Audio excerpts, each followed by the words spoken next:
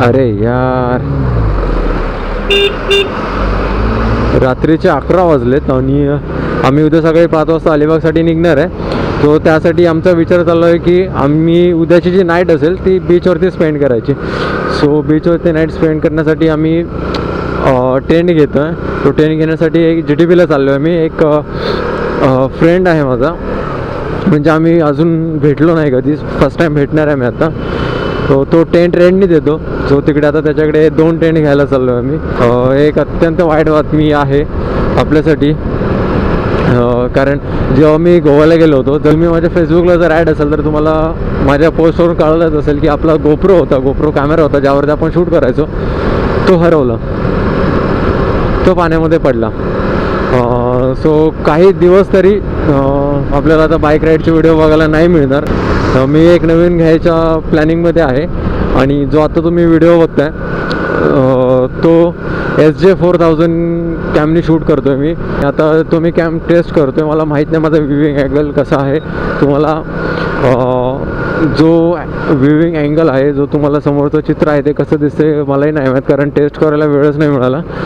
आणि audio quality कशी आहे ते हेही नाही माहीत, कारण काही जुगाड करून माईक सेटअप केला होता आणि तो आता मी माझ्या हेल्मेटमध्ये माईक बसवलेला आहे, पण माहीत नाही तुम्हाला माझा व्हॉइस क्लिअर येतो की नाही. चला, तर आता आपण चाललो आहोत टेंट आणण्यासाठी. सो तिथे गेल्यानंतर डायरेक्ट भेटू आपण. GTPला पोचलो. आता तुम्हाला जसं बोललो तसं टेंट घ्यायला आलो होतो. आमचाच एक फेसबुकचा फ्रेंड होता, तो टेंट प्रोव्हाइड करतो रेंटनी देण्यासाठी. 2 टेंट घेतलेत आम्ही, एक 4 पर्सन एक 2 पर्सन, 6 जण होतो मी टोटल. सो टेंटचे 600 रुपये ना. सो 6 जणांचे 600 रुपये आणि डिपॉझिट काहीतरी 1000 रुपये. सो तुम्हाला जर टेंटमध्ये घ्यायचे असतील तर तुम्ही माझ्या फ्रेंडशी कॉन्टॅक्ट करू शकता. हॅलो, प्रवीण नाव आहे याचं.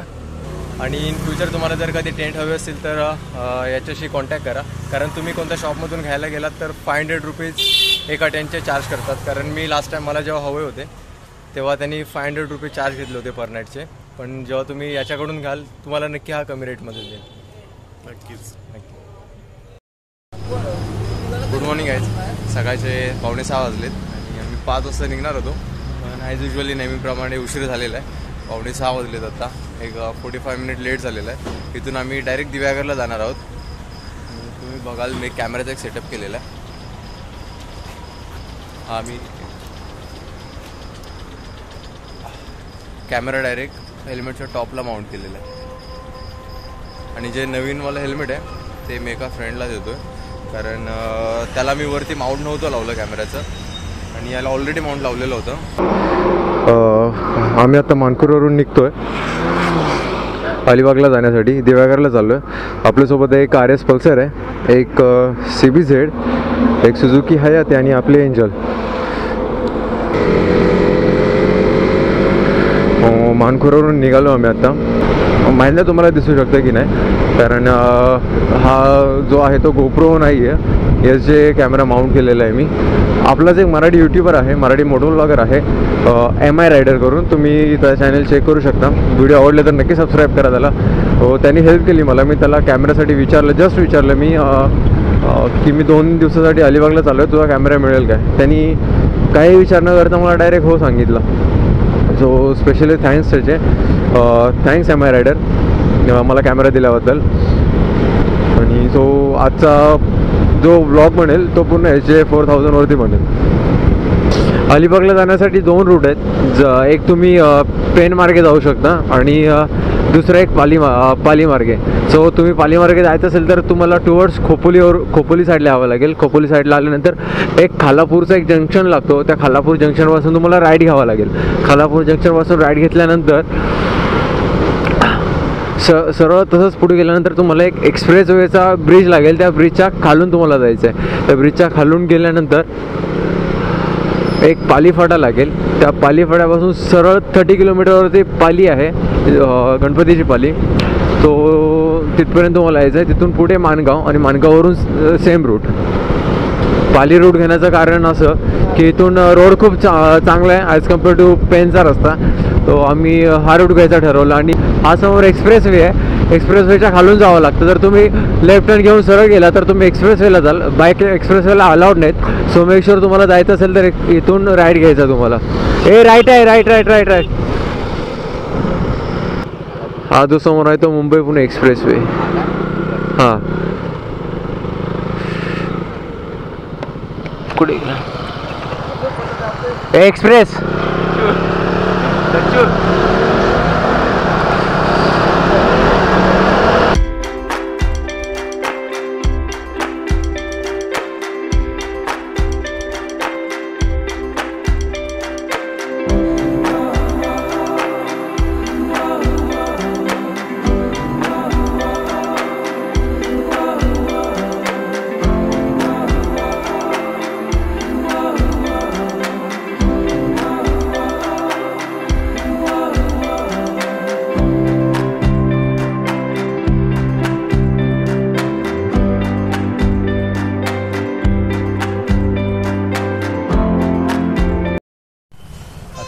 मसळ्यामध्ये असंच काहीतरी नाव आहे गावाचं. तिथे पोचलो आहे. इथून 20 किलोमीटरवरती दिव्यागर चौपाटी आहे. सो इथून आम्ही पहिल्यांदा मित्राच्या घरी जाणार, तिथून दिव्यागर चौपाटी. आणि तुम्ही याच्या अगोदर जे कॅमेऱ्याचे व्ह्यूज बघितले, जो कॅमेराचा व्ह्यू बघितला तो मी कॅमेरा इथे असं माउंट केला, त्यामुळे तुम्हाला एकदम क्लिअर व्ह्यू मिळाला. मी इथेसुद्धा माउंट केला होता. मी जो तुम्ही स्टार्टिंगला जो छोटासा व्हिडिओ बघितला, छोटीशी क्लिप पाहिलीत, तो मी तिथून केले, कारण त्याने पूर्ण खालचा व्ह्यू मिळत होता. मी तो काढून मी सकाळी तिथला कॅमेरा काढून मी इथे लावला. तो त्याने फुल क्लिअर व्ह्यू मिळतो एकदम. आणि मी माईक सेटअप पण केलेला त्याचा. ही माईकची वायर आहे, माईकची केबल आहे. इथून मी टेप करून असं आतमध्ये माईक लावलेला आहे. तो हा माझा सेटअप होता, कॅमेराचा सेटअप होता. अबे इथे आले गावात.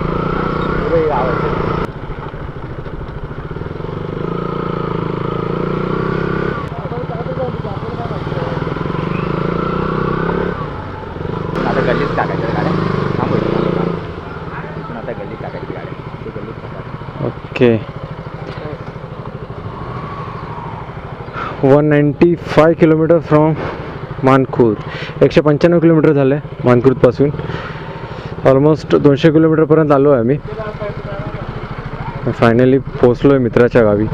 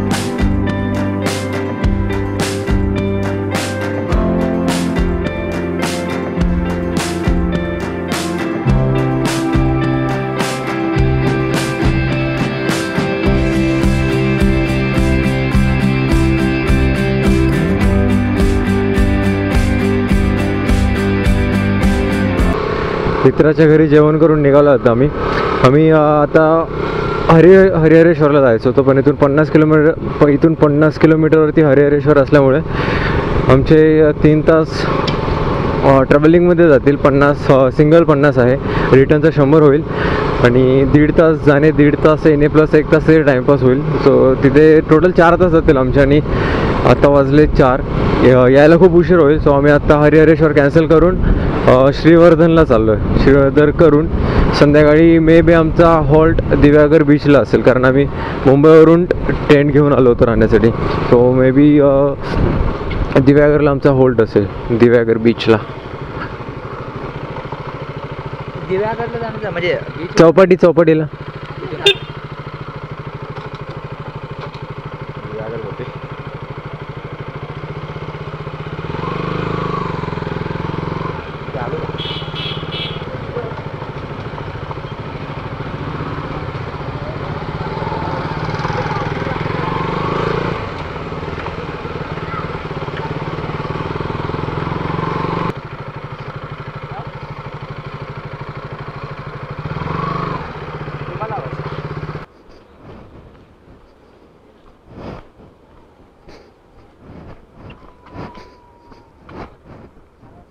हे काय पॅराग्लायडिंग, पॅराशूट बघ वरती. एक नंबर, एक नंबर चौपाटी. काय बोलतो? नागाव सारखी पाहिजे होती.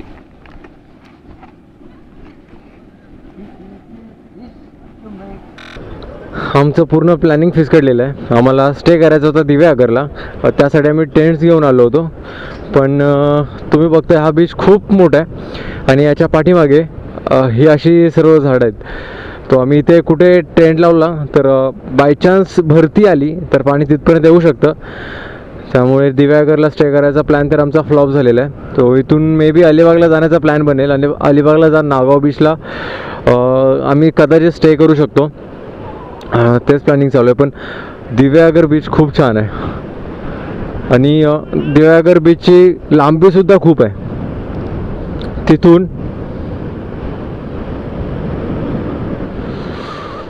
ते तिथपर्यंत खूप लांब दिव्यागर बीच आहे. दिव्यागर बीचला टेंट लावून तर नाही राहता आलं. सो आम्ही आता पुन्हा रिटर्न मित्राच्या घरी चाललो आहे. तिथे आमचं सर्व सामान आहे. तो आज रात्र तिथंच राहायचा आमचा विचार आहे. आणि उद्या सकाळी 6:30ची पहिली बोट आहे.